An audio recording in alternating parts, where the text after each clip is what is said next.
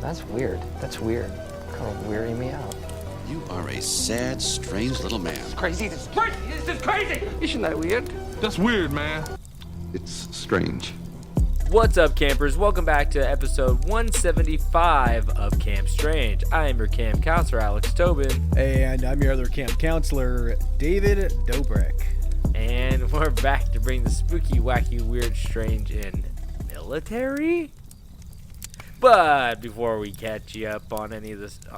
Before we catch you up on the stories we wrote for you, we got to catch you up on the news you may have missed. And, David, do you want to start this one? Yeah, sure. Okay. Loch Ness Monster Hunter says, I thought this job would be easier. This is the saddest story I've ever read. What? Is he like a tour guide or is he just a hunter? So Steve Feltham left his job, left his hometown, bought a house on the Loch Ness, and that was in 1991. And more than 30 years later, he said that he thought the task would have been a little easier, just a little bit easier. He said that he actually, within the first year of him investigating the monster, he had seen something flying through the water that resembled a torpedo. And he hasn't seen anything since. It's been 29 years. Do you think... I have a lot of emotions surrounding this. Where... A real quick quote. I did think this job was going to be easier as I had a sighting in the first year, and I thought it wouldn't be long until I had a second sighting. Well, here's the thing. Okay, I don't want to be the one to say it. I really don't want to. Yeah. But I don't think it exists. No. And I know that's what our whole podcast is about, but we're also realists. You guys know that. We know that. We love spooky monsters. We love ghosts. We love aliens. But don't quit your job to go find them. I mean, honestly, didn't the guy who had the original footage say that it was a fake? Yeah, the Loch Ness Monster guy. That was fake. But he saw a torpedo. Which is honestly more alarming that there's weapons being He should have launched. got into the military as like a defense guy. Be like, I'm going to keep an eye out on Loch Ness. I think the Russians are there. My thing is... It's fun to believe, but don't throw your life away for that. Well, here's the thing. In this day and age, there are so many jobs out there where I went, no, they're not going to make any money off that. And they make so much money off of it. Yeah. If there's a guy that can sell a pet rock and make millions, then a guy can take, Loch Ness monster hunting and make it a career where you make money. All he had to do is become a tour guide of some sort, right? Yeah. And this be like here, and it could be kind of like theatrical, like exactly easy. Do you think that any time during his career he was like, it's probably not there, or do you think it was just blind faith the entire time? Like, dude, I saw that torpedo. Over 30 years, he had to have believed. He had to have what? Believed.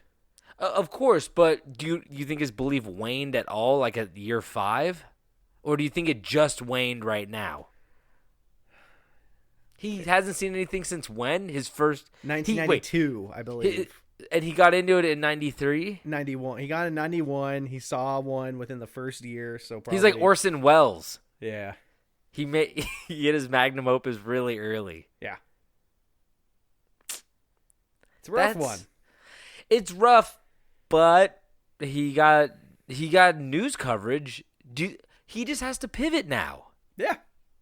Pivot. Just pivot. Yeah. I mean, what's fun about the Loch Ness Monster is, in a sense, it's believable because it's based off of a dinosaur, Yes. I forget the name of the dinosaur, but, so it's it's not insane to think that maybe one exists somewhere. It's highly unlikely. No, especially in that loch. Yeah. Yeah, maybe in the ocean, but... At the end of the day, too, it's of course, if you actually found the Loch Ness Monster... And let's just say there's two options, right? 3 options. You capture it, Yeah. you kill it, Yeah. or you don't do anything to it, Okay. right? Yeah. If you don't do anything to it, he's not making any money, right? No. If he But what if he did like a TikTok dance while it was swimming in the background? Okay. That's still not really doing anything to the monster. Well, I'm just trying to figure out how what he thought he was gonna do to make money off this. Was he gonna kill it the entire time? Because then people would have hated him regardless. Based on what he's talking, it doesn't. I don't think it said, but I would assume that he's here just to get like legit 4K footage of it, 8K footage. Oh, and he wants to sell the footage for a lot of money. Yeah, but we all know that like he might be bloodthirsty psychopath. I don't know the guy. Do you think footage sells as like? Do you think in 1992 that was like a good plan? Be like, I'm gonna sell footage now. If you sell footage, if you're like, I have the Loch Ness monster in 4K, somebody's like CGI, and he's like, no, it's real, and then he's like, no, but it looks real, but that's just really good CGI, and he's like, it's real, and they're like, okay, give us proof, and he's like, I let it go, right? Well, it's all about the real CGI. And that's that's a watermark, baby. Because once you put a watermark on it, you can give everybody a little taste. But everybody's gonna want it without the watermark, and that's how you reel them in. That's not the problem. The problem is no one's gonna believe that it's real, so the price isn't even gonna go up. If somebody gave me footage of Bigfoot and it looked like a Bigfoot, like the Jack Link's beef jerky monster, you can always tell, though. You can always tell. That Jack Link's beef jerky creature, if I saw it face to face, it looks real. Yeah. But it ain't real, dude. No, but I'm just saying, you can tell. Jack Link's is guy real. It's all about the camera movement because no one is spotting the Loch Ness Monster and getting like the perfect smooth gimbal shot. You know what I mean? Like. Okay, but how much? Okay, bottom line, how much money do you think he thought he was gonna make? 50 million. Is just like, was it? Yeah, is this like a panning for gold thing where he's like, I'm just gonna get one big nugget, sell it, and then leave. So. Okay, because I mean, once you release that footage, you sell it to USA Today. Some random, who knows, TMZ, and once they post it, then everybody can just like screenshot. Yeah, you're famous. I guess you could write like a book. Yeah. That's another good way to probably get a documentary going about how you did it. I hope this guy's listening to us. Yeah, he better be. If he's not, then that's his first step on how he hasn't caught the Loch Ness. I think he's actually standing on the cliffs of Dover right now, looking teetering. That's so sad. I don't mean that. No, he got some press. That's good. Hey, he's making a right move. That's a good move. At the absolute worst, man, if he decides to pack it up, I have a good feeling he could probably sell the house he bought for a good chunk of change compared to what he paid for it. True. Or write a book about how he wasted 30 years of his life looking for it. Yeah. This is how not to do it. Exactly. Yeah. No one tells you that. Exactly. That's very good information. He could do a For Dummies book. We call that wisdom. Anyway, so I have one right here as son kept dead father 101 in freezer so he can talk to him. 101 at death or been in the freezer for like, you know what I'm saying? It says police in Limburg. I don't know where Limburg is. Germany? Oh, Dutch news. I was going to say the Netherlands. Yes, I think so. I'm going to sneeze. Shit. Oh, God damn it. Holy shit. Dad sneeze activated. Should check on your neighbors, see if they're okay. I blew a hole in my wall. Oh, my God. No, so that's how this guy died, this 101-year. He sneezed too hard. Everybody, if it wasn't your dad, everybody had a friend who had a dad who had a dad sneeze. Or you're the dad. If you didn't have a dad, that's it. You're the dad. You're the man of the house, son. You better start sneezing hard. So this apparently, okay, here's the craziest thing that I just can't wrap my head around. It makes total sense. It's just weird for me to think about. Okay. His son, how old's his son? 56. 82. Yeah, close enough. I can't fathom. That's basically 56 upside down. I can't fathom somebody being like, I'm 82, and you're like, oh, you guys want to go see my dad? You I'm see like, my daddy? I'm like, exactly. It's like, son, somebody being like, hey, son, come over here. It's like, it's an 82-year-old man. It's just funny to me. I need to go ask my daddy if I can play Scrabble. It's crazy to think that, like, here's another thing I can't wrap my head around. You know how, like, of course, like, you're 35, you're 40, you have a under 10-year-old son. There's a huge difference there, you know? Yeah. But once you hit a certain age, an 82-year-old does not look that different than a 101-year-old, right? No, but also think about what's his face? What? Robert De Niro just had a kid and he's like fucking 90. That's crazy, right? It's 79, I think. 79. With his wife? I don't know who spat it out. I think his wife is like kind of similar in age to him. That doesn't make unless he cheated. I don't know. Once you get to that age, people don't care, you know. I heard that show Yellowstone is like having like a lot of turmoil because like who's the guy in that? I always say Kurt Russell, not Russell Crowe, not Kurt Russell. It's oh my God, why can't I? Kevin Costner. Yes. Kevin Costner apparently like got like someone pregnant on set or something like that, and it was not his wife, his young wife. It was not his young wife. Yeah, so I think they're canceling the show because of like, and then like another guy got somebody pregnant. It's like apparently Yellowstone is just like the show, just a lot of betrayal and. So I did some quick math. What? When Robert De Niro's new offspring finally hits 18 and is out of the house, Robert De Niro will be 97. Like, do you want that? No. But that's the thing. Imagine changing diapers at 80. No, rich people just don't live like that. Okay, so I went and I saw Stevie Wonder in concert, and he's like, He didn't see you, did he? No, he didn't. Yes, he did. He's faking it. He is faking it. Have you seen Catch the Microphone Stand? He's faking it. Stop. He's like, I'm going to bring out my daughters. He brought out a 3 and a 4-year-old. Stevie Wonder is 412 years old. I'm joking. No, he is 73 years old. And he has a 3 and a 4-year-old. And I'm like, Robert's got a beat. Rich people, yeah, I'm just saying rich people don't think about that because they have people to take care of their children. Oh, yeah, they never see those damn kids. Well, especially Stevie. Yeah. Okay. Don't worry, honey, I got the condom on. Do you think do you think he only dates blind women too? I don't know. No, he doesn't. Anyway. That would be a lot of confusion. A lot of dropped glasses. So apparently they said this guy died. His father died 18 months ago. So technically he was 100 or possibly 99 when he died. Okay. And suck. Yeah, Making so it to 99 and dying. I don't think you care. I would.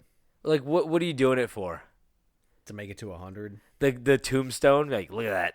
Yeah. Look at that. We only had to change a couple numbs. Yeah. It's pretty cool. Be awesome. It would be kind of cool, but like at the same time, it depends on how you're feeling. True.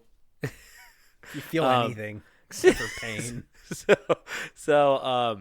Yeah, just an 82-year-old man kept his father in this freezer, and he said, I did not want to let him go or I would miss him. That's like horribly sad, but you can't put your paw on the freezer.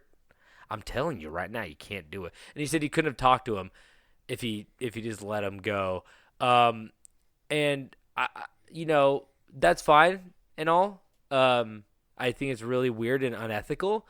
But if he actually was going through like trauma and sadness, like I kind of understand it. But apparently this happened another time. Where did it happen the other time? In Limburg. Wait, where did this happen? Was this in Limburg? I thought this was in Limburg. They're both in Limburg? Wait. What's going on in Limburg, huh? Says points out a similar situation in Limburg in 2015 when the body of a 91-year-old woman was found in the home she shared with her son. She had been dead for 2 years, and the son was ordered to pay back the 40,000 pounds out of whatever monetary that is, in pension money. So he kept the mom hidden, her dead body hidden, because he was collecting the pension. So this guy, the 101-year-old case, they're looking into fraud because they want to make sure that like fraud wasn't committed. But I guess like that's a thing where like people like it's like taking candy from a corpse, baby. Exactly. Like people be like, like, you can't rest yet, bitch. I got money to make. You're not gonna rest. String you up like a puppet. Dance, mama.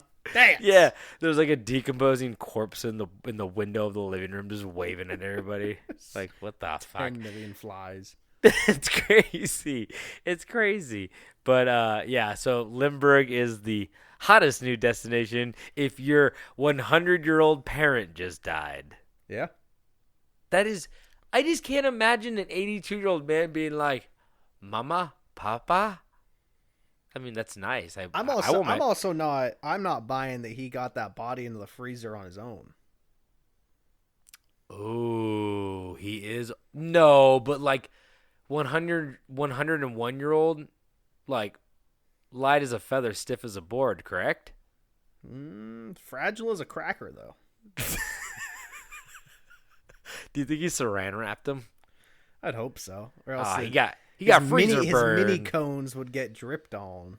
Wait, what kind of freezer do you think he had? Well, you got those like meat freezers that are like long. Yeah, on the ground that opens up. Whenever I think of a body going into a freezer, that's what I think of. Not that's like what a I think traditional freezer. Yeah, so he probably had to crunch him up a little bit, next to the hot pockets. You think he moved his dad ever to get food underneath him? I hope so. Me too. Anyway, what's your next story? So this next one, I decided it would be better just to read the headline and not read the article. Yeah, that sounds about right. Well, no, you'll understand when I read it because I feel like all of the humor will be lost if we actually look into what happened. They're like, rape, and you're like, oh no, David. London man banned from standing near any woman he doesn't know in public. Oh, that's kind of in that vein. I'm guessing he's sexually assaulted. I don't know what happened. It's just a funny idea, and I'm leaving it there. He's not allowed to stand next to any woman he doesn't know. No. That kind of goes back to like how do you the grown child thing. What? Yeah. My question is, how do you regulate that? You know. Have you seen Black Mirror? Yeah. I'm picturing there's a lot of Black Mirror. The White Christmas episode with where people if they have a restraining order on them, the person is completely blocked out and fuzzy and looks like static, or like their silhouette is just like a static gray blur. I vaguely remember that. Kind of picturing that, like, yeah. But it is like hilarious to think that the judge is like, he's like, you can't stand next to any women. The guy's like, oh, but my mom, she's in my freezer in my living room as we speak. She's in my kitchen. He's like, okay, you can stand next to your mom and like your sister, but like it's just funny that they had to phrase it as people he knows. Now he's just gonna go start introducing himself to random women on the street, and the police are like, "You know her?" And they're like, he can maybe do it from a distance. I know her name. He's like justified. I know her name. She's Aries, right? No, Capricorn. Okay, you're going to prison. Damn, that guy is a menace. Yeah, I clicked on it. I'm glad I didn't look into that before I made jokes. Let's just scratch that one for the record book. Well, I got another story. As Utah bereavement author charged with husband's murder. So this kind of made some pretty big headlines. Yeah. I had a couple people mention it to me, but this woman in Utah, I didn't want to say this because I think it's discriminatory towards Utah, and I don't think Utah makes serial killers. But this woman, she wrote a bereavement book for her children after she has 3 kids, and the father died, and she published like a children's book on how to deal with losing a close loved one. Yeah. And I just feel like that's very like, for some reason I put Utah and like mom influencer in like the same like mind space. They're bored. Yeah, I think Utah's kind of boring. That's why they'd be drinking like milkshakes and shit all day. I don't know. I just the concept of a stay-at-home mom. When I think of that, I just think of Utah. I don't know why. Because they used to have, some people have 3 stay-at-home moms, so I think that they got their stay-at-home mom numbers up. Yeah. But they love, there's 2 things I know about Utah. Mormon, or a couple things. Mormon, Stanley Cup, and that they drink like fucking gross milkshakes. Not the Stanley Cup. No, sorry. A Stanley Cup. Sorry. I was like, wait, are they good at hockey in Utah? I missed this. Yeah. They have those fucking, I guess they're obsessed with like, you know how people drink out of hydro flasks? Oh, they drink out of these like big fucking. Oh, no. I have. Big gulps. There's one in my house. Yeah. I married a Stanley Cup Utah-ian? winner. But we've been watching Love and Death. Is that what it's called? Is that where like spouses kill each other? It's an HBO show with Elizabeth Olsen. Oh yeah. Is this Jesse Plemons or something? Yeah. Where she's like, I want to get in a affair with you. Yeah, it's about the affair. We're watching that, and I don't know, maybe I'm just stupid, but I finally had like that moment where I was like, is the whole reason why like there's like that stereotype of at-home moms like are always baking cookies? I was like, is that just because they're bored as shit and they have nothing else to do, being stuck at home all day in like the 80s? And I mean, my wife was like, yeah, and I was like, wow, I never thought about that. Yeah, because like it's time consuming as shit. And it's kind of Makes fun. a mess. Baking's kind of easy. I mean, I like baking because baking is like add everything into a bowl, and like, I mean, the simplest form of baking. It's time consuming though. It is time consuming, and it also creates a fantastic result. I mean, exactly. Everyone loves cookies too, so it's like great. I just never really thought about it as like just a way to like kill time during the day. Yeah, I mean, that's a good point. I never thought about that. I mean, I get enjoyment out of baking and cooking, so it's probably just like a hobby, you know, where there's like, yeah, fuck it.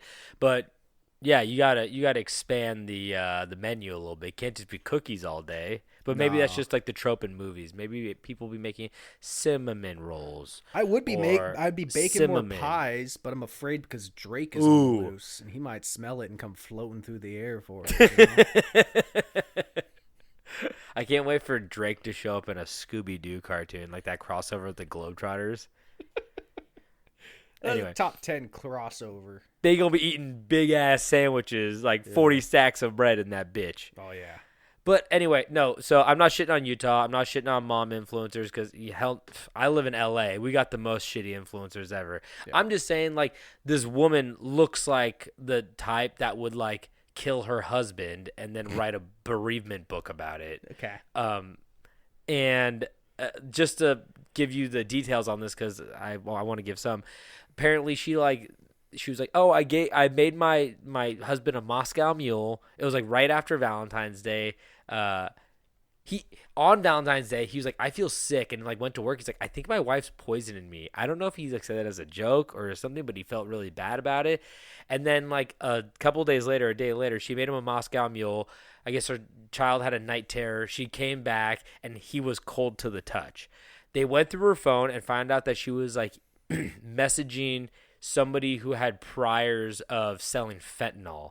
And she said, like, I need something for like one of my clients. I don't know what she does for work. One of my clients' back pains or something like that. And then she was like, after she got some hydrocodone pills, she sent something back, said she wants something stronger. She said some of the Michael Jackson stuff. Asking specifically for fentanyl. Does fentanyl make you moonwalk? I don't know what that means. Would that be Why cool? Is it the Michael Jackson stuff? It's the shit that he was like taking like extremely strong sleeping medication in order to sleep. That's how he died. He died of an overdose. Well, he's not dead. That's true. Yeah. I'm writing a book right now, how to deal with Michael Jackson dying. It's gonna sell like hotcakes and cinnamon rolls. Anyway, and cookies. So he thought he was being poisoned, and then they like checked his toxicology, and they are, oh, he died of a fentanyl overdose. And, you know, that shit's going around everywhere. It could have been in his cinnamon roll. Doesn't take much to kill you on that stuff. Yeah, exactly. So, and then I think they looked through her text, and they're like, yo, bitch, we caught you. Like, what is this? Yeah. She's like, just read my book. Read the book. It also says, oh, she dedicated the book to my amazing husband and wonderful father. I mean, of course she had to. It's about his death. But it says, in addition to the murder charge, Miss Richins also faces charges involving the alleged possession of GHB, a narcolepsy drug that is used recreationally and sometimes referred to as a date rape drug. So I guess my question is this. Did she want to kill her husband and was like, I want him dead. Maybe I could capitalize off this. Or do you think that she just like wanted to, like, you know how people, what does it get? Munchausen by proxy, where you like poison somebody or kill. You like the sympathy from other people, like being sick or whatever. I don't know. Yeah, I don't know. Gypsy Rose is like one of those cases where like her mom was like kept her in a wheelchair and pulled out her teeth and like shaved her head and told everybody she had cancer, and because she liked all the attention she got from that. Do you think she killed her husband because of this? Like, she wanted the attention, she wanted the grief, or the condolences, and then she was like, I could make money off this and write a book as well, and people will buy it because they feel bad for me. And I assume Utah is a pretty tight-knit community if you're in, like, you know, the mom Facebook of Stanley Cup. Yeah. The Stanley Cup. The Stanley Cup of Stanley Cups. I think I'm in the wrong Facebook page. That's a hard, I don't know. I guess the truth will eventually come out. I don't know if she'll ever really tell the truth, because it's like, you know, unless she's going to write a book about it. And then I mean, no perfect marriage ends with one of them killing the other one, you know? That's true. It's true. I don't know what he was doing. I don't know what she was doing, but she's like, I love my husband too much. I have to kill him. Yeah, exactly. I love him to death. Right? So that it's just super weird. I guess the detention hearing is scheduled for May 19th, tomorrow. Okay. Hey. When this comes out. Hey. So that's really interesting, and keep an eye on that case, because I bet we'll find out some more shit. I bet her friends will come and be like, yeah, she's fucking nuts. Yeah. She ate a full thing of whipped cream in her soda pop. She's killed 6 of my cats. Do you know? Do you know what the drinks they make over there? What do you mean, like the root beers? They take like soda and then they pour like heavy whipping cream in like the soda, and then put like whipped cream on top, and then like pumps of peach flavoring, and then sprinkles, and then a cherry, and they drink that shit. We had we still do. We have a close Mormon family. One of their sons played football with my older brother, and we would do like football team dinners, and they would make like a root beer that was like a more Mormon safe root beer. And it was what the fuck does that mean? Well, because they don't drink caffeine, and so it's caffeine free root beer. Well, honestly, I think all root beer is caffeine free, but there was something different about it that made it like okay for them. But it was good. They'd always put it in one of those big orange Gatorade dispensers, and, like, put dry ice in it and stuff. Like, yo, really? It was awesome. I was a big fan. I think I'm gonna sign up to be Mormon. They're like, what do you think? You do great. What do you think at the Super Bowl, at the Stanley Cup? We'll say at the Stanley Cup. What color Gatorade are they going to dump on the coach at the Stanley Cup? They run over with the giant Gatorade thing. It's just full of whipped cream and root beer. It's like a root beer float vanilla dumped on them. I feel like they put vanilla ice cream in it, too. That's called a root beer float. Dude, don't ask me. I'm not a scientist. I guess I've been a Mormon before. That's Mormon safe. Root beer float. You cannot drink root beer. Root beer float is okay. Yes. I like that. We don't drink nothing with a dog mascot. Get it out. Mug. Dog the devil. It's all... Wait, isn't it funny that one of the root beer companies is called One of them's called Barks, and then the other one has like a dog as their shit. mascot. Amber Alert. 101-year-old man missing for 18 months. Don't those always scare the shit out of you? Amber Alert? Yeah. You mean the actual like alert or like the content? Like the alert, like it's always such a more violent vibration Yeah. than anything your phone's ever done. But yeah, 100%. But then like most of the time you get it and you're like, father took his children. I'm like, don't get me involved in this. Yeah, this is not my problem. I'm like, it sounds like it was his weekend. I don't care what type of car he's in. I can't believe I just sided with the kidnapper. Well, that just goes in line with that review we got that said that we were incredibly tasteless. Tasteless as a Mormon fucking root beer. In a positive way. Yes, of course, always, right? Yeah. Those are all backhanded compliments. I love them. Love them. I don't have compliments. I have backhanded compliments. I'm like Vin Diesel. I'm like, I don't have friends. I have backhanded compliments. Anyway. You see the news on Fast and Furious? No, what about it? You know how Fast and Furious 10 is coming out? Yeah, it's out, right? It might be out. I don't know. I think at my local theater it's out. They announced that that's just part 1 of a trilogy. Oh, and I heard that. Yeah, exactly. I heard it was a 2-parter, and then they're like, no, it's Yeah. gonna be a 3-parter. I'm like, Yeah. Jesus Christ. Is Dante, aka Jason Momoa, that captivating? Where you have to be like, we need 3 movies of this villain. I kind of want them He's a really bad actor. Yeah, but he's charismatic. We all love Jason. The only roles he's good at are the ones he doesn't speak. Or he's just Jason Momoa. He's just like a big guy with like a big knife or something, you know? I love him though. He's a great guy. He seems like a genuine dude though. He seems cool. Fuck Jason Momoa. Okay, so we're both saying controversial things today. I sided with the kidnapper and he said fuck Jason Momoa. That's great. Guy. Well, you have hot takes on this show, you know? Yeah. You don't come here for cold takes. You don't come here for cold I know at least grandparents. I know someone agrees with me. They've just been waiting for someone to say it. You know? Yeah, I can't wait. It's like the tides. Remember how we used to make fun of The Rock? Now everybody hates The Rock, Yeah. right? Remember that one time we made fun of Chance the Rapper? We lost the star. David, you always bring that up.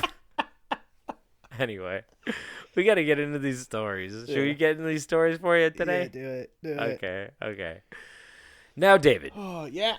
we talk music.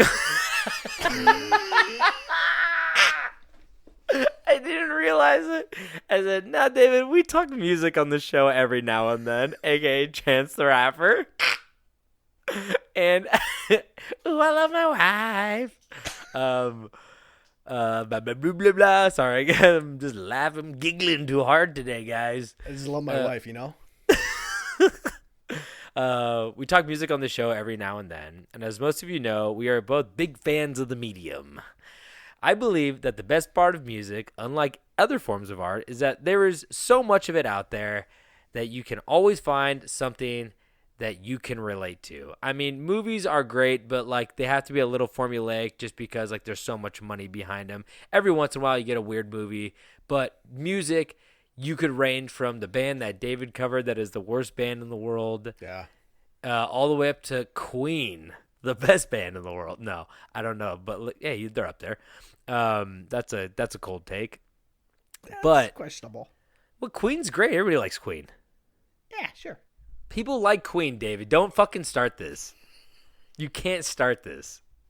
Who's above Queen? The Beatles. Okay. Oh wow, the coldest take in the fucking world. I hate the Beatles. I bring up. Get the fuck out of here. Okay, I bring up the Beatles in this, so that's funny. But like I said, music, there's like a little bit for everybody. You could listen to the weirdest music and you're like, I like this, and it can get made because What's your favorite band? 100 Gex? That's not my favorite band, but I appreciate how weird they are. That's a band that I'm like, this is weird, and I kind of like it a little bit. Yeah. A lot of it, maybe. But every once in a while, you come across an artist that baffles you. An artist that defies the odds, of palatable music. I don't mean that as an insult, but as a statement to what a true artist is, because although I do not enjoy his music necessarily, I respect that he made the music because he enjoyed making the music. And to my surprise, he has an extremely loyal and cult-like fan base to support him, or did, I should say.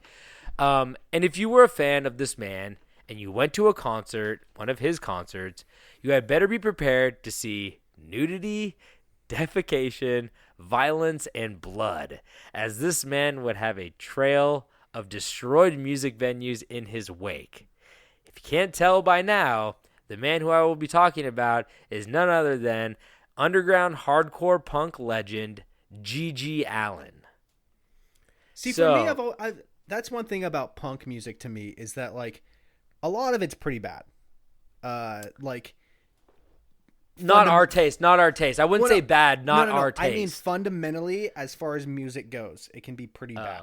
Yes, because like not a lot of rhythm, not a lot of like, because the whole ideology behind punk is that it's against the mainstream, and Exactly. if mainstream music is supposed to sound good, but then they I'm have to make it sound bad. I'm curious on how many of his fans like legitimately like his music or just liked what his music stood for. I agree. This is going to be a hot take for those of you who like this guy, but that's how I kind of feel about Tyler, the Creator. Yeah. I think he's a charismatic guy. I think he's funny. I think he has stuff going for him, fashion-wise. I've liked some of his songs, but I genuinely do not like the majority of his songs. I was into Odd Future when it first came out because it was like I was like early college, and it's like it was just saying shit to say shit, and I was like, this is so cool because it's anti-parents, anti what we're supposed to be doing, and I really like the message of like, haha, fuck that, yeah, I'm gonna listen to music that you're telling me not to listen to. So you make a good point. It could be GG Allin's persona, because I know GG Allin and I've known him for years because of his persona. Today I went on a walk and I listened to his music. Oh, I can't name one song. I've known who he is for 20 years. I have no idea I don't know what any of his songs are. Well, it's great. Let me read you off some of his song titles. Sluts in the City. You hate me and I hate you. Yeah. Bite it, you scum. Hell yeah. Don't talk to me. Okay. Give me some head. Yeah. This is not a kids episode, you guys. You can't. Speaking of kids, another one of his titles, Expose Yourself to Kids. Oh, no. Tough fucking shit. I want to fuck myself. Ass fucking butt fuck. Oh, ass fucking butt sucking. Ass fucking butt sucking? Fuck the dead. God. So, can we look up the lyrics to ass sucking butt fucking? Wait, here's the best one. Wait, fuck the dead. Suck my ass. It smells. I'm sure it did. Fucking the dog. Oh no. I swear to God. This is what I mean by like, I genuinely respect artists that just do not give a fuck because I don't fully give a fuck, but I do. People who say like, I don't care about. Alert. No. I just mean like throughout my friends, they think I'm like horrible people. Like we've talked about it. Not a horrible person, but our friends, when we make jokes, they're like, "Oh, Alex," like he'll say some, as we said earlier, distasteful shit as like a joke. Obviously, I don't really fully like. I don't believe the thing I say. I'll make like a joke about David's lazy eye or something. Yeah, you know. It's so prominent. He edits it in all the photos you guys see of him. I spent half my day editing photos that you guys don't even see. It's fine. I was born with a lazy eye. It's fine. Anyway, I'm just saying that I'll say something like that, but I care about what people think of me. I'm like, I don't want to offend anybody. But this guy just like does not care. He has a song called Expose Yourself to Kids. Like, I can't imagine. I watched Ari Aster's new movie called Beau is Afraid. That movie was such a trip. I was like, how could he hand in that script to an executive and be like, read this? And the guy was like, yep, this is great. We're making this. Because it was a great movie, but it's so fucking weird that I would be so self-conscious. This guy just doesn't care. And I respect people who just don't care. I think with Ari Aster, it's one of those things that he's gotten to this point where, like, I don't think they even like care about approving that. They're just like, go for it, whatever you want to do. Like, Yeah, he had 2 hits. I think we talked about this, but he had 2 hits, and so they're just like, oh, well, you can make whatever you want on your third one. That's usually how it works in the business. If you make them money, like good money, they'll green light whatever you want. yeah. But Especially if you get Joaquin Phoenix. What'd you just say? What's his name? Joaquin Phoenix? Joaquin. Is it Joaquin? Yeah. Okay. Joker Phoenix. But I feel like once you get him on board, it's just like you can't say no. It's true. Yeah, that's another thing where it's like, okay, we got an A-lister. I was thinking Joakim Noah. I don't know who that is. Basketball player. I knew you were gonna say that. But yeah, so I just respect people that could just be like, no, this is like my artistic vision. I don't care what you think about it. It's fine. Did you want to see the lyrics to what? Ass fucking butt sucking? Yeah. Okay. I can't wait. imagine there's more than 25 unique words in that song. I can't believe I'm fucking up my history with this. Okay. That's not even the full name of the song. Oh my god. I have to say it, you guys. If you really don't want to hear the name of the song, please don't like cut this. Skip 15 seconds. Well, the title's called "Ass Fucking, Butt Sucking, Cunt Licking, Masturbation." Could have abbreviated and the lyrics say, "Want to fuck you up the ass, lick the shit out of your crack, get it in until you bleed, piss in your mouth so you can't breathe."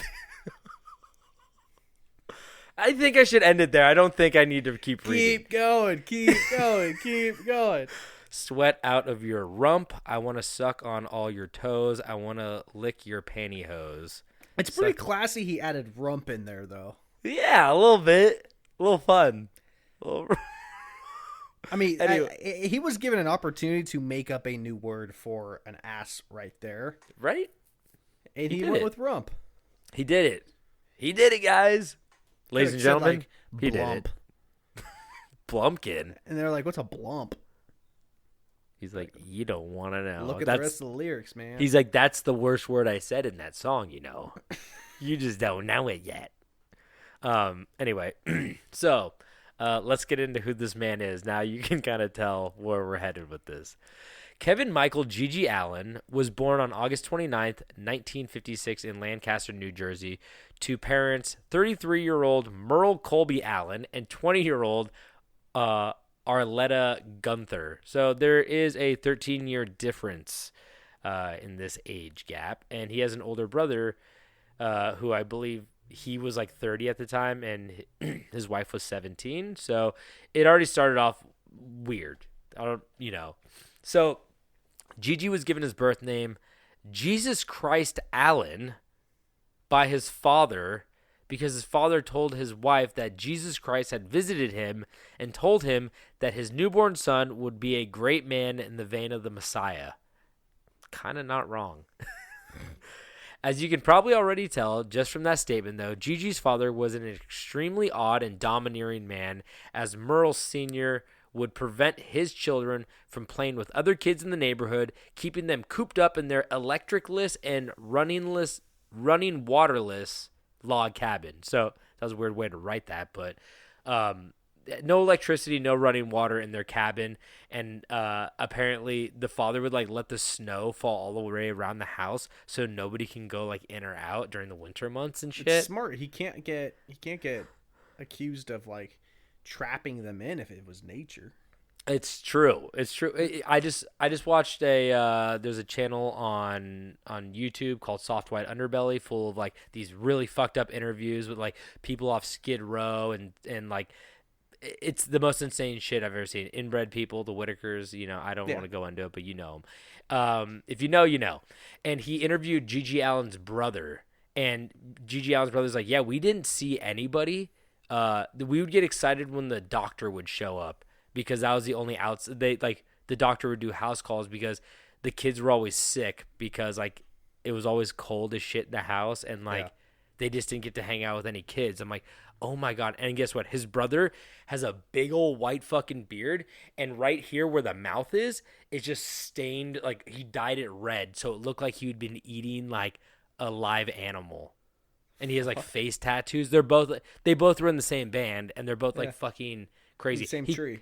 He collects serial killer memorabilia. It's like absolutely insane. So, it was also said that Merle Sr., the father, was a religious fanatic and extremely abusive who threatened his family with death, digging graves in the cellar and threatening to fill them in the near future. It's a power move. It is a power move. I would do that if I was a basketball coach. What does that mean? I'd never do it to my own family, but... Oh, to your players? Yeah, you start making shots or you're going in that hole. Okay, Coach Carter. I was about to say, I'm the new Coach Carter. I taught him the value of a hole. That sounded weird. At halftime, I taught him the value of a hole. They're going to play a lot better in the second half. Anyway, so GG would go on to write about his early childhood, stating that his father wanted to kill his family in a murder-suicide, that he despised pleasure and allowed his family very little contact with others, being treated more like prisoners than a family. Allin also stated that his mother attempted to escape before she filed for divorce, but Merle Sr., the father, thwarted the attempt by kidnapping GG. Damn, this is exactly what we were talking about with the Amber Alert. Yeah. I actually backpedal. I don't support the kidnapper. No. I really don't. That was just a goof. That was a gaff. It's just a gaff. Come We're here on, for guys. shocks and surprises. Yeah.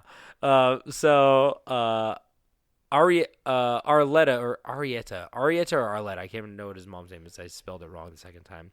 Yeah. Arletta would eventually leave Merle Sr. in 1961, taking the kids to Vermont to live with their grandmother and then later stepdad. This is when Gigi's mother would later change his name from Jesus Christ. But yeah, I forgot we didn't talk about that. Yeah. She would change his name from Jesus Christ to Kevin Michael right before he started elementary school. But during early childhood, Allin's older brother Merle Jr. was unable to pronounce Jesus properly and called him Gigi, Jeje, which later just became the letters GG, and it stuck for the rest of his life. So that's how he got his nickname GG Allin from his brother. Let's be fair. It's a good name. Sounds good. It is a really good name. Yeah, it's GG solid. Allin. It's good. Better than Jesus Allin, but yeah. Not a lot of Anyway. Jesuses these days. No. A lot of Jesuses, but not a lot of Jesuses. Not a lot of Jesuses. So there's only one. Anyway, There can be only one. there we go. So although he escaped his abusive father, school was just another hurdle for Gigi as he was not a good student and was forced into special education classes and was required to repeat the third grade. He also suffered from bullying from nonconformity, which would drive him to eventually embrace his nonconformist ways, starting to cross-dress during his sophomore year of high school. So he's a trendsetter too. This was inspired by some of his favorite bands at the time, including the New York Dolls, who I guess dressed in drag or cross-dressed. Gigi was inspired musically by the British invasion at the time, listening to bands like Mott the Hoople. I think you might have heard them before. They're the band that sings, "All the young dudes carrying out news." You heard that one? Yeah. That's a good one. Mott the Hoople and the Dark Clark Five. I don't know who they are. But the band that first drove Gigi and his brother Merle to be musicians were the Beatles when they first appeared on the Ed Sullivan Show, as literally I think everybody in America saw that. Yeah. Here's another thing I absolutely love. Two things. One, I love this guy who literally has songs called Expose Yourself to Kids and Fuck Shit, Piss, Balls. He's kind of weirdly, you would think that would be a conservative person who's I don't he wasn't mean to fringe people because he was one. I don't know. I think it's really funny when somebody who is that extreme, you go, wow, yeah, he's a really hate-filled person, but he didn't attack, he attacked his fans, but he didn't attack them because of who they were. He attacked everybody equally. He's like the South Park of He's music. like Gandhi. What? Yeah. I say he's like the South Park of music. Nobody's safe. Yeah, exactly. It's like, and I just love that he was like, I cross-dressed. It's kind of like how Kurt Cobain would be like, you'd be like, oh, he's like a very moody, like, closed off, like, rocker. You'd think he'd be like mean, but he's like, no, I wear like, those are like the ultra liberal guys who are like, I wear a dress. And you're like, that's kind of cool because it shows that like, these are the coolest guys. And like, you don't really have to fit into like what society tells you to do. You could wear whatever you want. And that kind of sets a precedent because the old cool guys were like James Dean, who are just like leather jacket, cigarette only. And he's just like, no, like I'll wear a dress because like you guys tell me I can't and I can make it cool. And I just think that's kind of cool in itself. So, so another interesting fact, and I also love the fact that like these guys who's like a hardcore punk musicians, like my first band was the Beatles. And I'm just like, that is so weird to me. But you're also like a child. Like, of course it's going to be like the Beatles because you're a child. Yeah, would you think like a child would be like, I love this Cannibal Corpse? Like, it's not that. It's never that. It has to be something like palatable. So another interesting fact was that later in his career, Gigi would become a huge fan of Hank Williams as well. Junior, the kid, the Walmart kid? No, that's Mason Ramsey. Oh. Don't ask me why I know that. Hank Williams. Wait. I thought he had the same name as like a famous country guy. For some reason, I thought he was... Hank Williams Jr. is Hank Williams' son. So Hank Williams Jr. is like a country star. He covered Hank Williams Jr. covered a GG Allin song, but he's like very country, not Walmart kid. He's like a grown adult who plays country music. Is that kid working at Walmart now? Dude, I don't know. Anyway, so he became a huge fan of Hank Williams, which I thought is hilarious too, and saw him as a kindred spirit due to his similar loner mentality and substance abuses. They're both big drinkers, I guess. So, but I just thought that was kind of funny too. It's like another thing that you don't expect a punk musician to be like, I like country music, you know? So Gigi and brother Merle formed a band shortly after called Little Sisters Date, where they would cover Aerosmith and Kiss songs. Again, funny to me. But their first band didn't last very long. When Gigi began to discover the Stooges and the MC5 is when punk rock began to become more prominent in their lives. Gigi would go on to form and or join many bands over the years, including Malpractice, the Jabbers, the Scumfucks, the Texas Nazis, and the Cedar Street Sluts, dominating the underground hardcore punk scene, even getting the nickname the Madman of Manchester after playing a show in Manchester, New Hampshire. But the reason he got the nickname was because he earned it, as GG Allin would go on to become one of the most vile performers to ever grace the stage. Do you have any comments on those band names? I thought they're all pretty good. They're great. They're great. Cedar Street Sluts. That's one of my faves. That's fun. So GG Allin first defecated on stage in 1985. You think he practiced that in rehearsals? Okay, no. So there's like a little story right here. So GG Allin's first defecated on stage in 1985 at the show in Peoria, Illinois. Or Peoria. I don't know. More like Peoria. Pooporia. There we go. No P. Hold the P. You think you peed a little bit too? You can't poop without peeing. It's impossible. You can pee without poop, but you can't poop without pee. That's true. So, according to fellow performer Bloody Mess, I guess that's his name. Holy shit. Quote, I was with him when he bought the X-Lax. Unfortunately, he ate it hours before the show, so he constantly had to hold it in or he would have shit before he got on stage. After he shit on stage, complete chaos broke out in the hall. All of the old men in charge of the hall went fucking nuts. Hundreds of confused punk kids were flipping out, running out the door because the smell was incredible. I feel like that's not the right word. But I guess by definition, maybe it is. It's like when something's hilarious. You know, like when Louis C.K. Scandal Noted mentions that thing about hilarious and being like, hilarious means like you lost your mind. It was so funny. Yeah. And I'm like, that's fair. Incredible. Yeah, what is it? What's the actual Are you looking up the actual definition of incredible? I am. It's like shit smell? Impossible to believe. Oh. Yep. He used difficult the to right believe. word. He definitely used the right word. Yeah. We just all take it as like a positive thing, but it can definitely. Yeah. Well, it's still positive. Just how you want to look at it. You don't like this? You're not a GG Allin concert fan? I mean, I'm no Odell Beckham Jr., but Did he rub shit on someone? there was a huge scandal that came out that some girl was like, he likes to be shitted on. Really? Yeah. Hey, that's fine. To each his own. That's exactly. As long as they're two. He's just a really good football player. It's not like you have to hold him to a higher standard. Yeah, just two consenting adults shitting on each other. Yeah. Big whoop. What do you got to do, huh? Big whoop.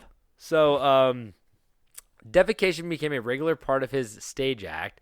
And on stage, Gigi would also assault fans, strip naked, self-mutilate, masturbate, fornicate, and anything else you can think of in terms of things you should not do on stage. Yeah, he would throw his shit at the fans and like a monkey. And like bleed on them and like rub blood on them. Like, but maybe that's like people saw it as like a badge of honor. I don't. It's like when you go to a Gwar show. Yeah, I was gonna say Gwar does that, but it's not. That's like real. Fake blood. Yeah, that's fake blood. So at this point, Allen's performances, which often resulted in considerable damage to venues and sound equipment, were regularly stopped by police or venue owners after only a few songs. Allen was charged with assault and battery or indecent exposure a number of times. His constant touring was only stopped by jail time or by long hospital stays for broken bones, blood poisoning, and other physical trauma. The guy's a performer. He left it all on stage, you know? Another attraction to Allen's performances was his continual threats of suicide. Don't do it, guys. Even if you're a weird singer. In 1989, Allen wrote to Maximum Rock and Roll stating that he would commit suicide on stage on Halloween 1989. However, he was in jail when that day came. He continued his threat each following year, but ended up imprisoned each following Halloween. When asked why he would not follow through with his threats, Allen stated, "With Gigi, you don't get what you expect. You get what you deserve." That's fucking sick, dude. He also stated that suicide should not only be done when He also stated that suicide should only be done when one had reached one's peak, meeting the afterlife at one's strongest point and not at one's weakest. Weird. Is that That's like a little aggressive? Is that like a weird positive spin on that? He's like, some guy's like, I'm so sad, I want to kill myself. He's like, not until you win the Olympic gold medal, bitch. Like, and at that point, you don't want to do it anymore. It's like, not you gotta, really. Yeah, you gotta be at one's peak. So he's kind of striving for you to become greater than you are right now. You know, he's kind of like Peter Parker's Uncle Ben. How? I'm just gonna end it there. But I have to say, don't commit suicide. No. Ever. It's not the solution. And I just have to say that out loud because GG Allin's not here to say that anymore, and I think he would agree with me. He had songs where he'd be like, I don't want to die old. I don't want to die old. I want to die young. Like I said, I went on a walk today and listened to his music, and fuck, I broke 6 windows, and I shit on the sidewalk. You're just shitting the entire way. The whole way. The whole way. It's a trail. So, in June 1993, Allen made an appearance on the Jane Whitney Show. This is like a Jerry Springer type show. It's actually hilarious. Yes, I think he went on Jerry Springer too, but this was like just a 90s talk show host lady, and the interview was infamous for being his last interview and for Allen's aggression towards the audience. Allen openly stated that he would commit suicide and take his fans with him. When questioned by Jane, get on my airplane. When questioned by Jane about like why he said what he meant by that, he clarified that he would make them commit suicide as well, or he would kill them. That's a fun ultimatum. Allin also stated that at 35 he could. Okay, I don't.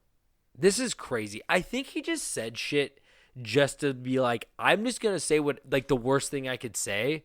Yeah, he's real edgy. Because I don't think he did this, but he said it for sure. You know what's sad? What? He would have loved Monster Energy drinks. He would have loved them. But he basically on this show, he was like, he just said he could sleep with 12, 13, and 16-year-old girls, boys, and animals, and claimed that he raped both men and women at his concerts. See, this is what I mean, where it's like, he didn't do any of that. A 12-year-old dog?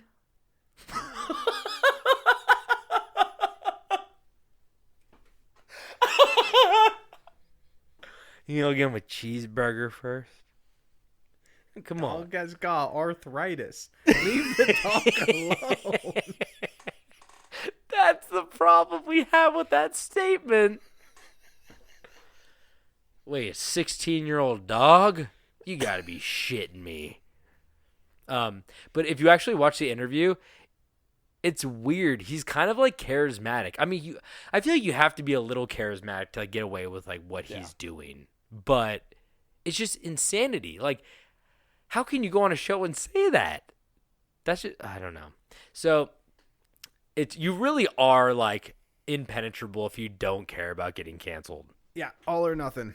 He's like, I don't care. I've been doing this for so long. The people that pay me money expect me to say this stuff, and the people, you guys are not my audience. Like I can do a bad job and I still get my money. I still get $2 million. $2 million if I don't do a good job. Yeah, I don't have to. So in late 1989, Allin was arrested and charged with assault with intent to do great bodily harm, less than murder. I didn't know it was a charge. Of a female acquaintance in Ann Arbor, Michigan.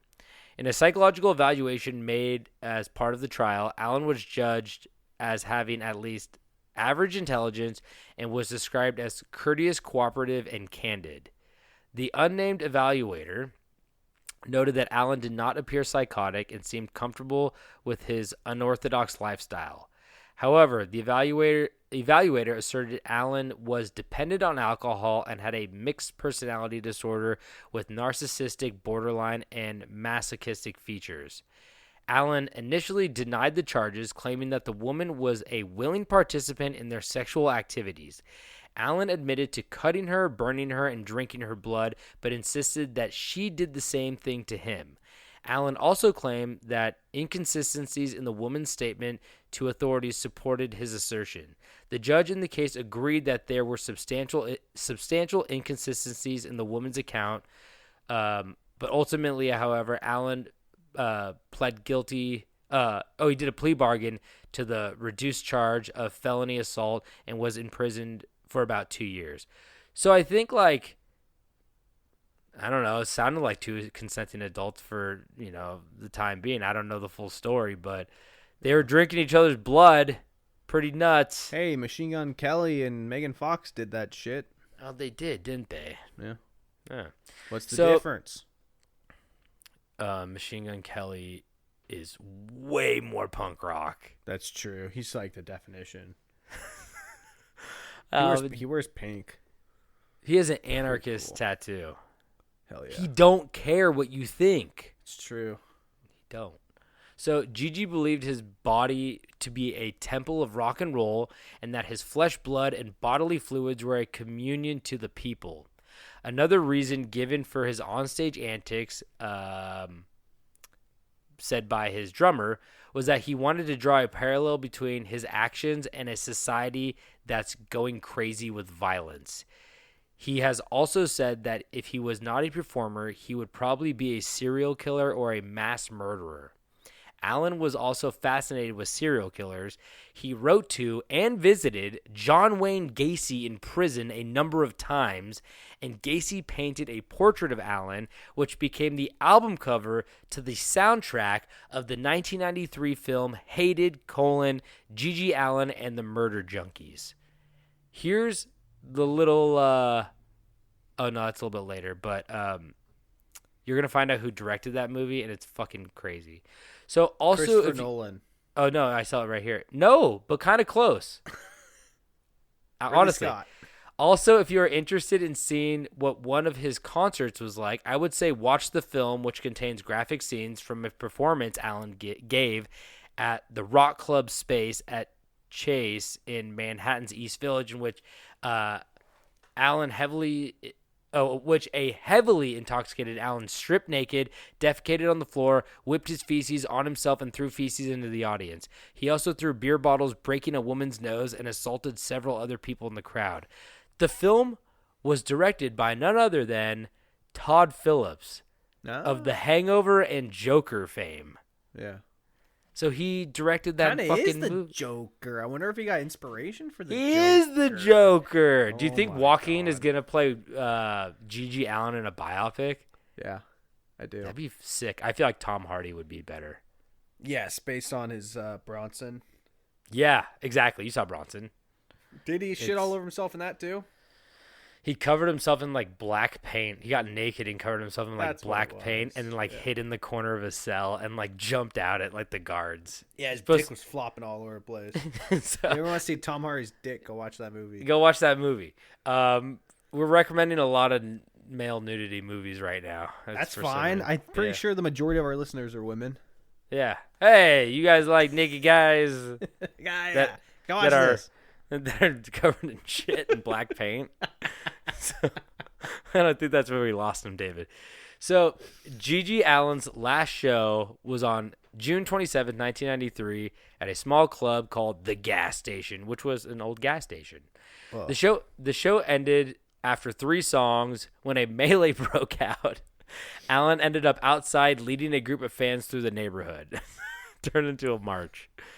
After walking the streets for almost an hour, Allin eventually went to Johnny Puke's apartment. Fuck yeah. You never go to Johnny Puke. Is Johnny Puke, is that I don't know. Let me see. Do you think he's in what is it? The not the Misfits, but the it was a punk Kennedys? band. No, punk band called Cletus. yeah. East Coast punk rock scene. Yeah, he's a singer. Who am I Johnny thinking of then? Is there another guy that's like Johnny something? Oh, Johnny you're thinking. Sins. No, you're thinking of oh my God, no, you're Johnny Sins. You're thinking of like Sid Vicious. Maybe that's what I'm thinking of. Yeah, right. So after walking the street, he ended up at Johnny Puke's apartment. There, he and others continued to party and use drugs.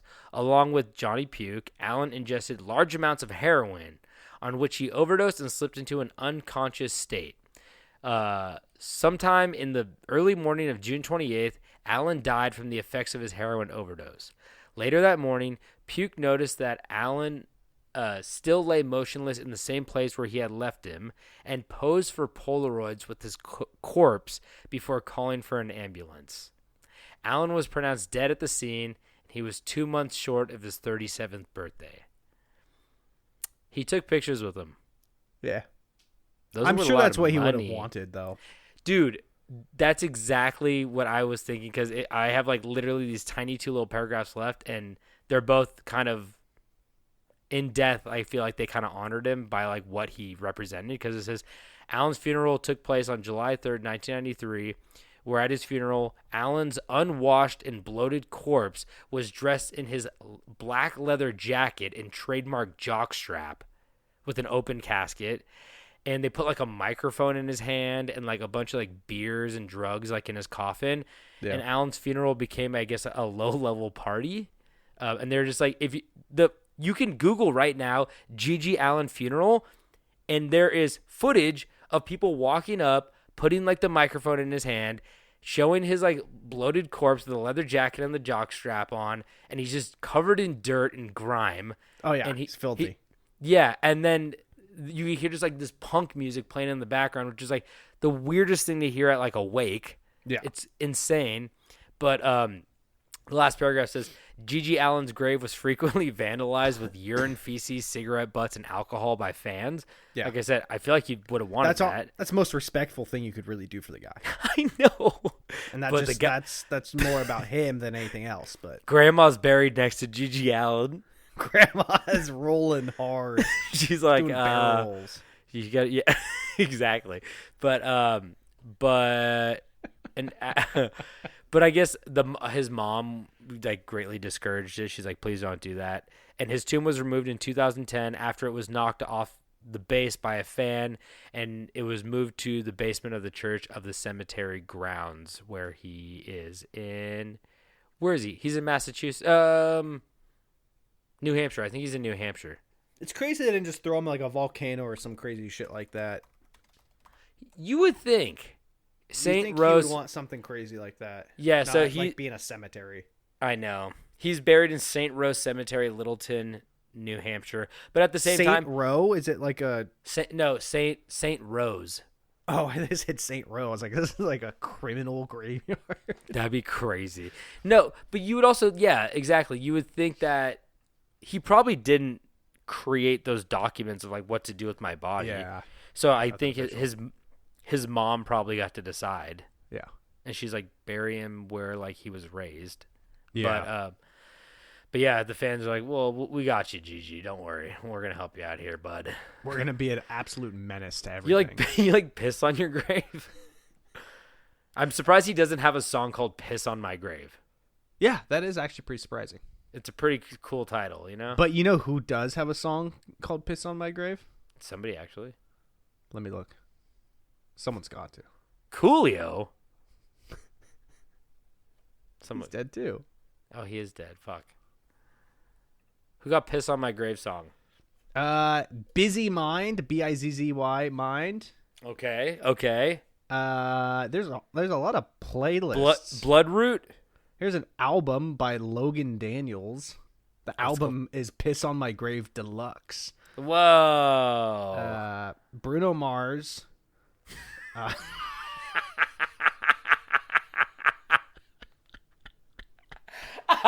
what happened to that little guy? He died. Did he? Oh, the pebble died. He's like a little rock. He is like a little rock. I like him.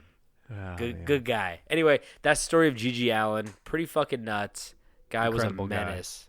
This is definitely one of those stories that you got to see it to understand it.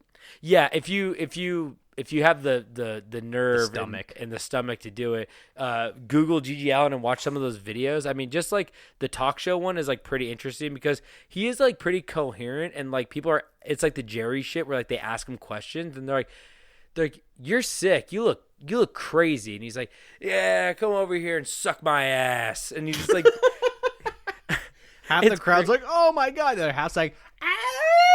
Exactly. They're like, GG. No, it's Suck crazy. his ass. Suck his ass. Yeah. Anyway, so Alrighty. that's GG. Cool. All right, Tobin. So this one was requested for me to cover after I had done my story on the war horse named Reckless. Oh, that's right. And this is actually a pretty similar story, but more badass in a couple of ways. And this is the story of Wojtek. Are you familiar with Wojtek? I can't even figure out what kind of animal that is. Good. So this story takes us back to the spring of 1942, where the newly formed Anders Army from Poland was leaving the Soviet Union heading to Iran. What? Yeah. What year? 42? 42. World War II. They're going to Iran? I didn't know we were fighting in Iran. Well, America never did, but England did. Oh. The British did. Oh, I see. Yeah. And they were accompanied by the Polish at times. So the army was also accompanied by thousands of Polish civilians who had been deported to the Soviet Union during the 1939 Soviet invasion of Eastern Poland. Any questions on that? Nope. Pretty straightforward. Yeah.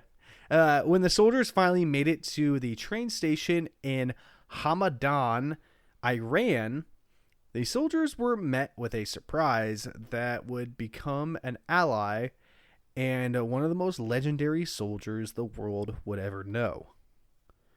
A young Iranian boy had ran up to the soldiers with what would soon be known as Wojtek the bear cub. Whoa. Oh, yeah. They got bears in Iran? I guess they in Syria. That still doesn't make sense. Yeah, they got them in Syria.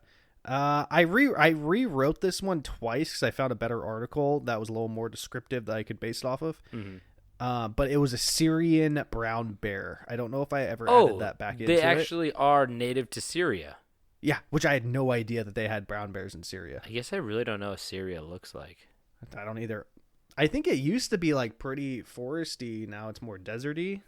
I just think of like extremely old civilizations. So when I think of extremely old civilizations, I picture like ruins, like kind of like sand and ruins. I don't know. Yeah, exactly.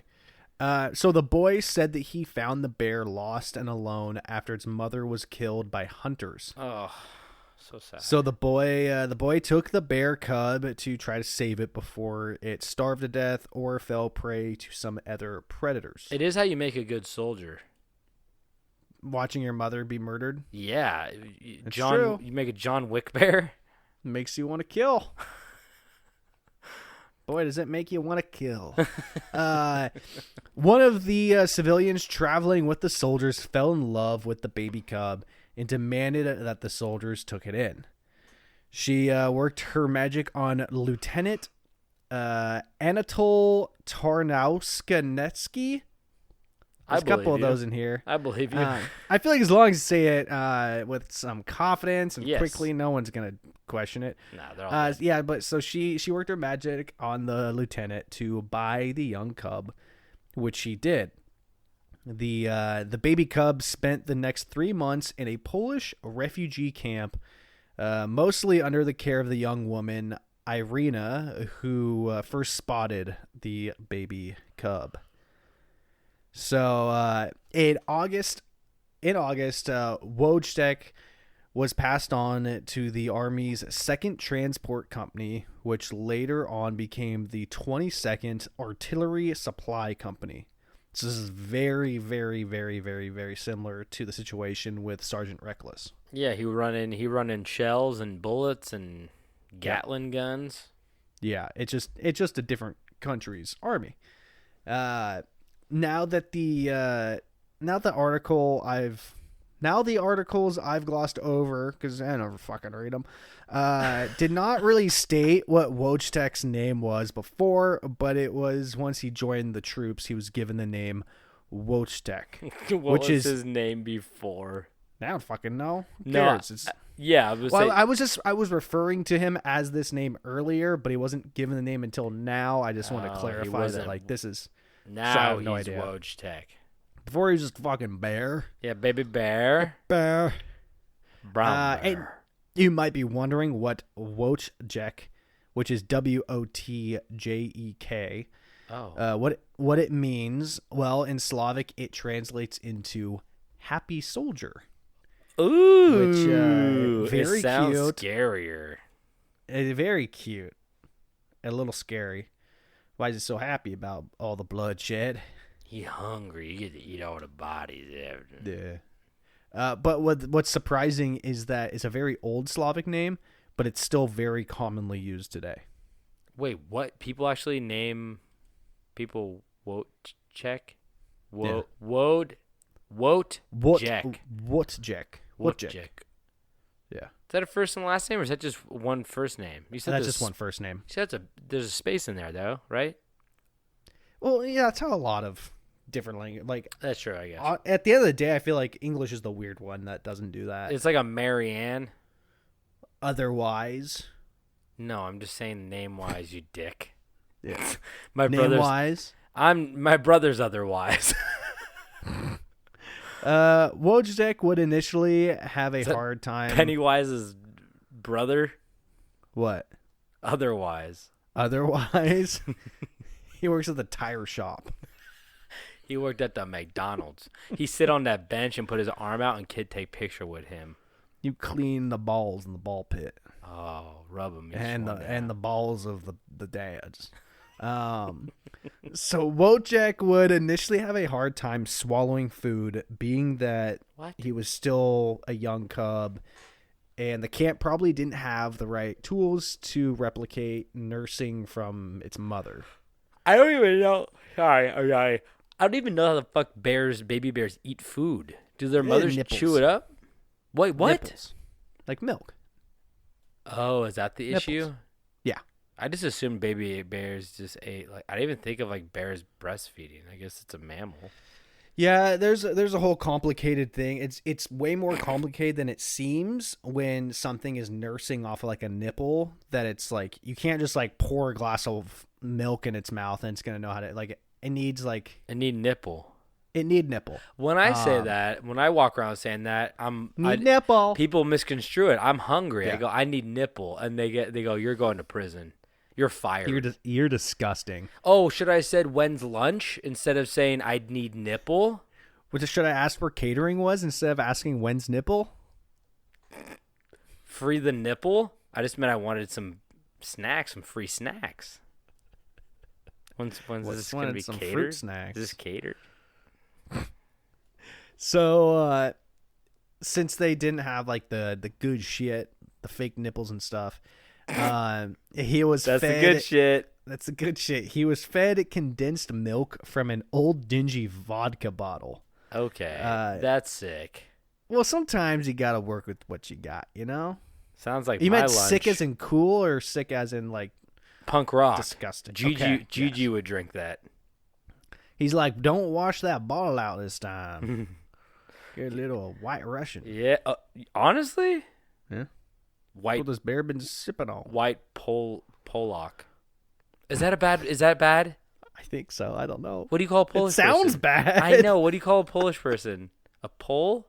No, I think that's bad too. I don't know. It all Oh sounds no! Oh no! I didn't mean to. If that is, I'm so sorry to anybody. Yeah, who's I Polish. honestly have no idea. They I don't- just sounded bad. I don't know. Yeah, I don't know. Yeah, we'll find out. You can't cancel me. I'm GG Allin. So, Woj, we're just gonna start calling him Woj. Woj, hit the Woj. Woj was also fed more solid foods as he got older, such as fruit, marmalade, honey, Okay. and syrup.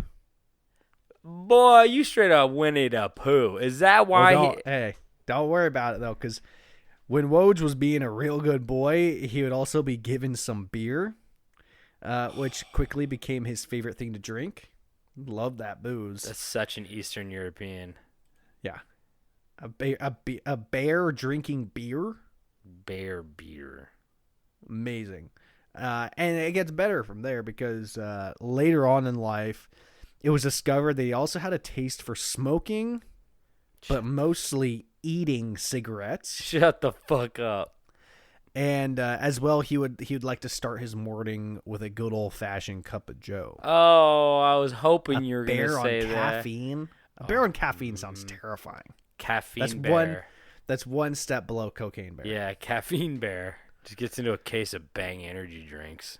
See you next time, buddy. See you at the next war. Yeah, we You might lost be- immediately. They had a bear on caffeine. You might be thinking to yourself that it's insane that these soldiers had this bear living with them, but it's even more extreme than that.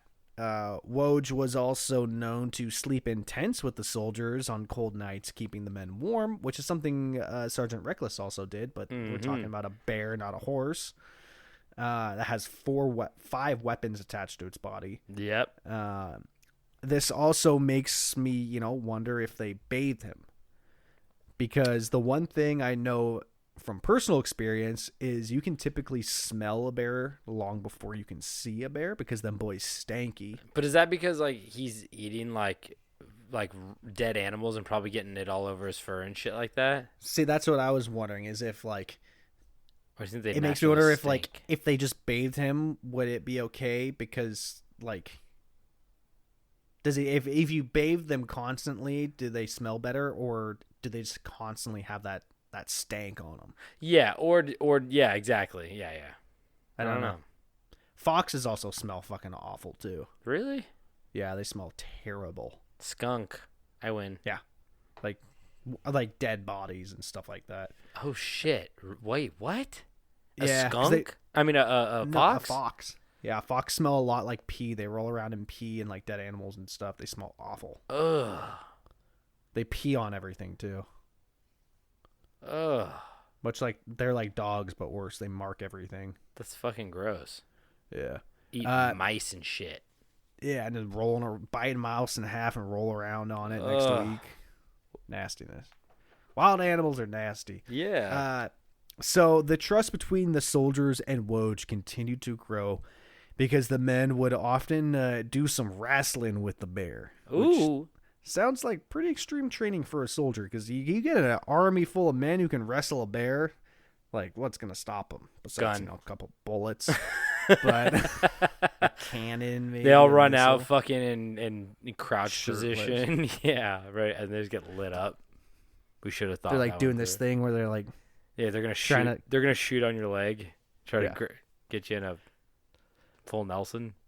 yeah. And with Woj being a member of their outfit, it was only right that he learned the simple trick to prove his military status.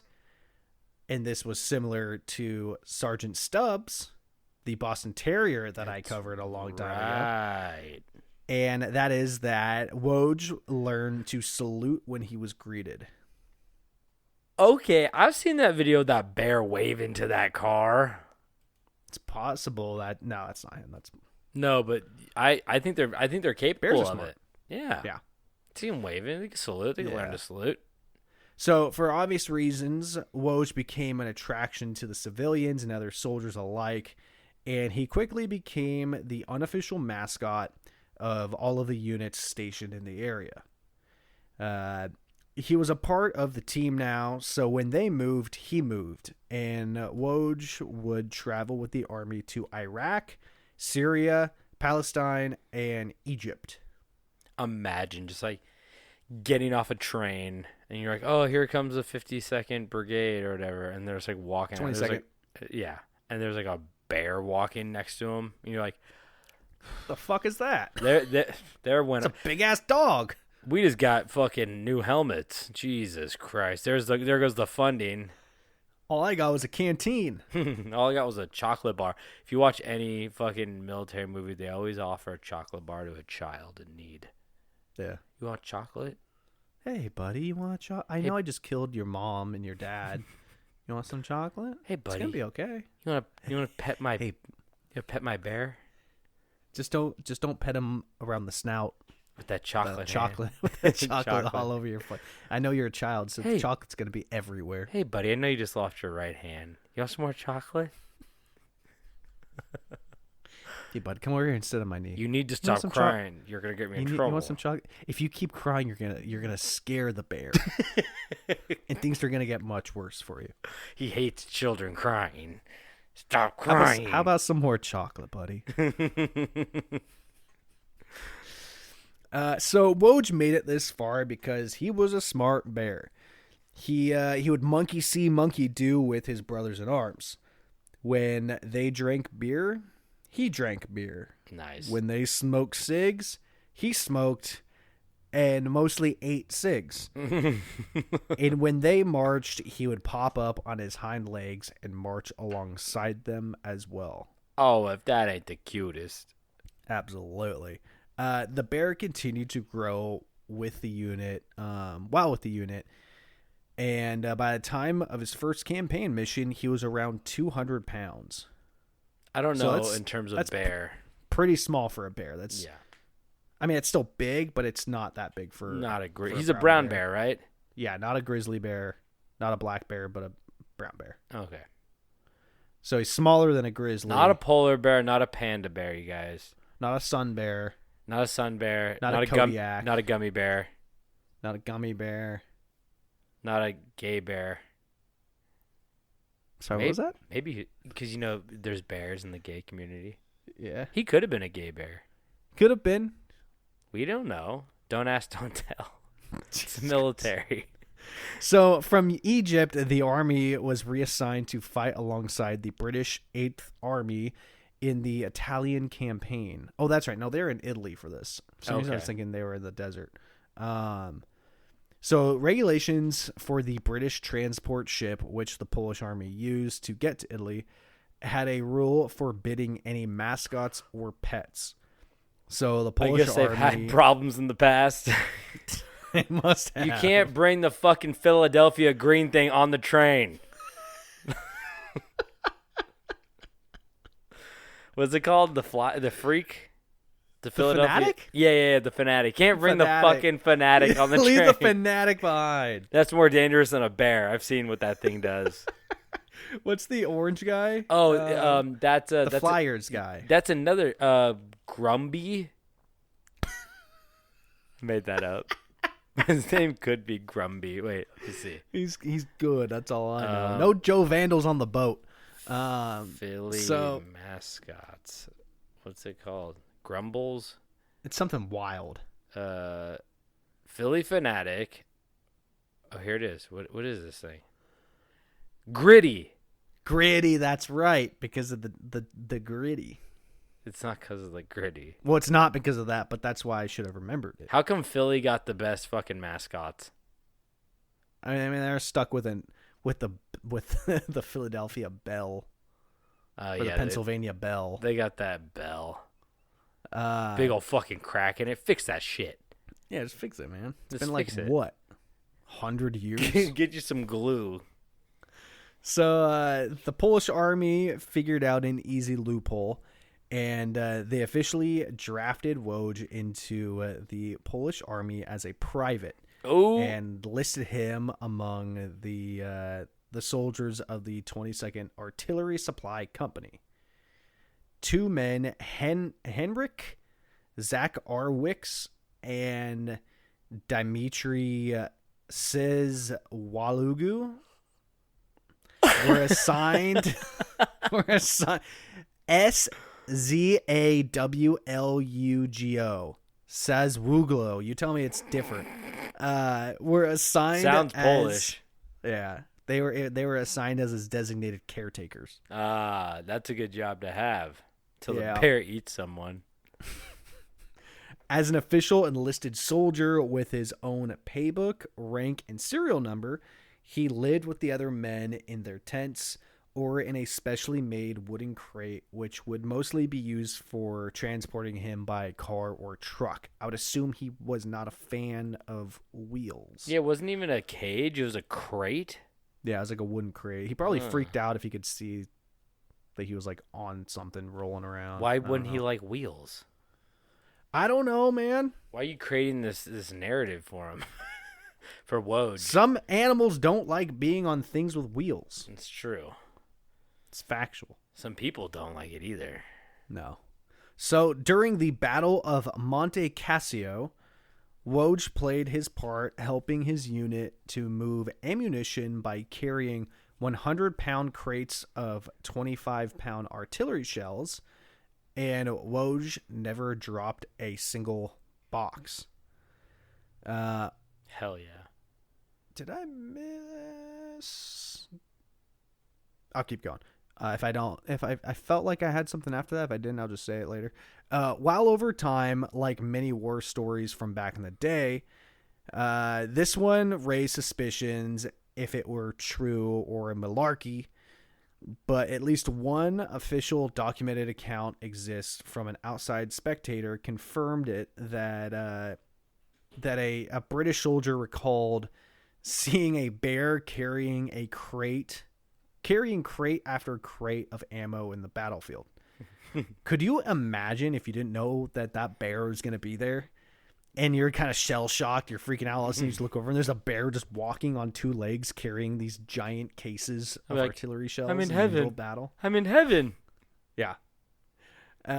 So yeah, Woj kept up his active monkey see, monkey do, and it was a great success. As he watched other soldiers struggle to carry the 100-pound boxes, he would walk over, grab one with ease, following the men, Shut up. dropping it where they took theirs. Oh my god.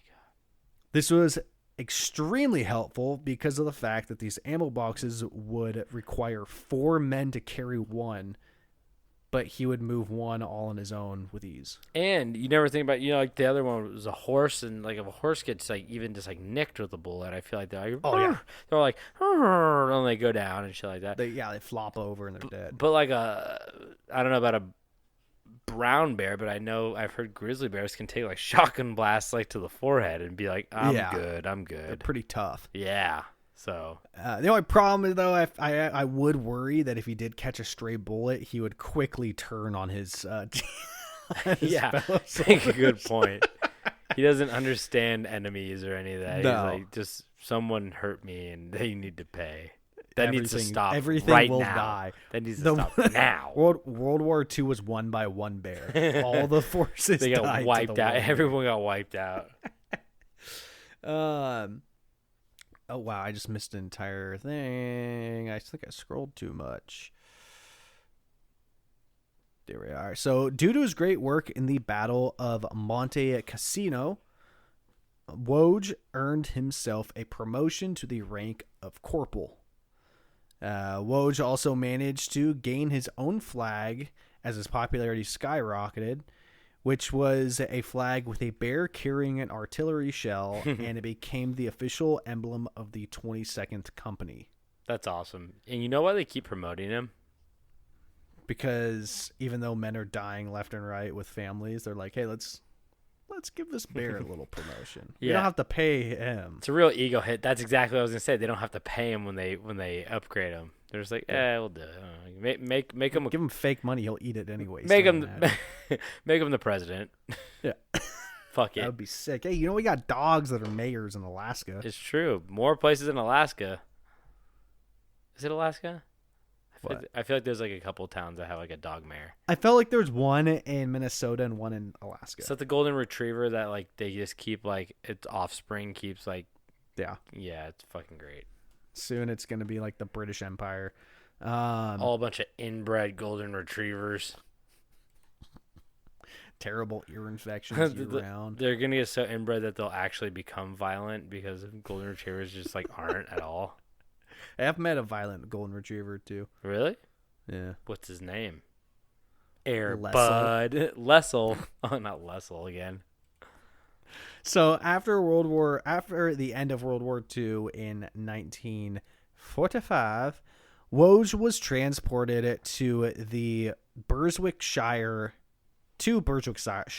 in Scotland with the rest of the 22nd Company.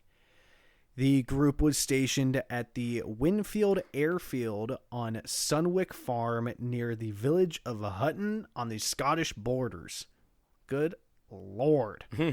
And as you'd assume, it did not take long for Woj to become a local celebrity among the locals and the press. So much so that the Polish-Scottish Association made him an honorary member. So soon after the war, as the dust settled, it was time to send the troops home. But this became a hurdle with what to do with Woj. The army discussed their options and decided to do right by Woj. There was no way they could release him into the wild, being a bear that was too well acquainted with humans.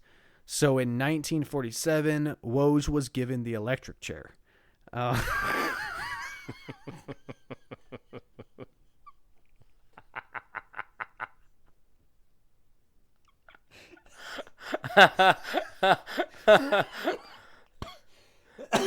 you happy? Yeah, I'm happy. No, I'm kidding. Woj was sent to the Edinburgh Electric Zoo. chair.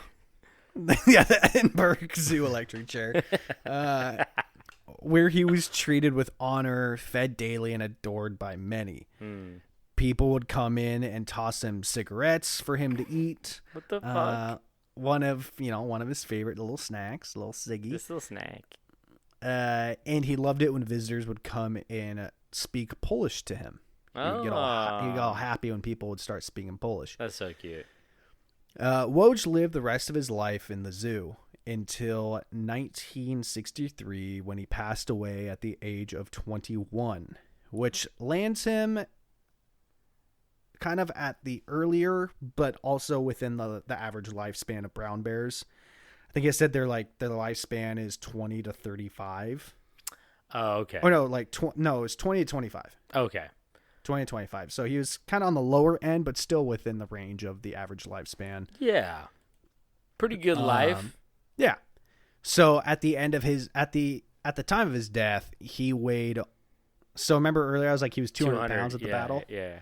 At the end of his life, he weighed 1,100 pounds. What? And stood nearly 6 feet tall, and died as one of the most loved bears to ever walk the earth. Holy shit. Yeah, he probably got a lot of shit tossed in that pen. No wonder he weighed 1,000 pounds. They're probably throwing whole honey hams in there. There's Polish sausage. There was a huge list of all the statues. The statues they've built from are awesome because it's just a giant statue of a bear carrying like a giant artillery shell. That's amazing. I think the most recent statue that had been built was 2019, which is pretty recent. Okay. Wojtek still's got a loyal fan base over there. Absolutely. I love it. How do you not? Seriously, I mean that's great. I love a bear statue. Name an animal that's better in the form of a statue. Bears top 3. You know, easy. I can't think of anything that's better than a bear statue. Yeah, it's great. Wow. Well, R.I.P. Wojtek. Keep eating them cigarettes in heaven, baby. You know. Yeah. Keep them the coming. Sweetest cigarettes in heaven. The sweetest. Well, anyway, thank you guys so much for tuning in. Once again, we love telling you these stories, and we love when you stick around and listen. If you guys want any more information, you can go to Instagram, Camp Strange Podcast. Click link in bio. Find all of our stuff there for merch and other places to listen to this. You're already listening to it. If you guys want to email us, send it to campstrangepodcast@gmail.com. And if you want to go shit on a stage, you know how to do it now. And go eat a cigarette and shit on a stage. And we taught you all the basics that you needed to know. Rate, review, subscribe. Yeah, do that. Do that. David, do you have anything to say before we officially get the hell out of here? I will. And because it was something we talked about earlier, if you are struggling in any way, help is available. Call, much like 911, call 988 is a helpline if you are struggling in any way mentally with suicidal thoughts or anything like that. We joked about it a little bit, but it's not something to joke about too much. So there is help out there for you. That's a positive message to end on. I just feel like anytime it's brought up, we should also. I always say that. Yeah, I'm on it. I'm on it. No other way to end this, but don't forget to stay strange.